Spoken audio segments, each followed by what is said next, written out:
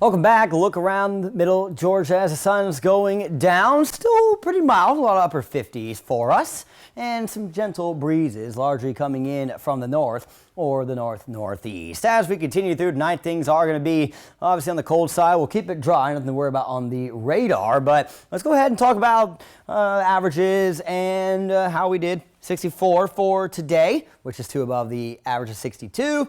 Last night, though, we got down to 30 degrees. That would be into this morning. I had a forecast low of 34. Model output average was about 36.2. So, actual more than 6 degrees below the average on what those models forecasted. So, again, they could have done better.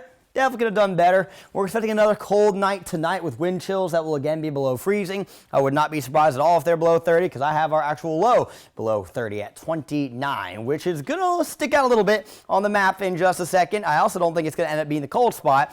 Winds will be out of the northeast still tonight around 5 miles per hour, but here are the forecast lows for tonight. You're seeing most of these around freezing. I honestly think our warmest spots are going to be around freezing. Macon will not be the cold spot at 29. It'll probably be somewhere like Eastman, getting down to like 26 or 27.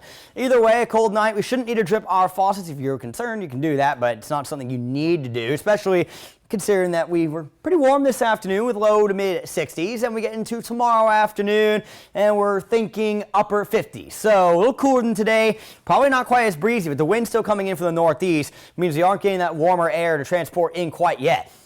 That starts coming in as we head into Thursday afternoon. A little bit more of that moisture and some upper level cloud cover. Should be back in the mid 60s for our highs. And then we get into upper 60s and low 70s by Friday afternoon. But also notice there's a lot more cloud cover out there. And that obviously setting the stage for what may not be a great weekend. But we'll worry more about the weekend when we get to it. Continuing through tonight, it's just going to be cold. We're not too concerned about wind chills through the overnight hours, as there's not going to be a whole lot of those gusts. But you will still most certainly need to have the heavy layer to go in the morning. Tomorrow, a little breezy side early, but does not stay that way, so should be a pretty calm and pleasant afternoon, though obviously cool. You want to make sure to keep the extra layer handy. We get into tomorrow night. A couple of passing clouds might do enough to warm our low temperatures up to around the freezing point, but still going to be a cold start on Thursday. But now we're starting to see a little bit more of those upper level clouds come Thursday afternoon as moisture starts to return to the atmosphere. For tomorrow morning, I wouldn't be surprised for a little colder than 34 to get things going, given that I ended up changing our low to 29, but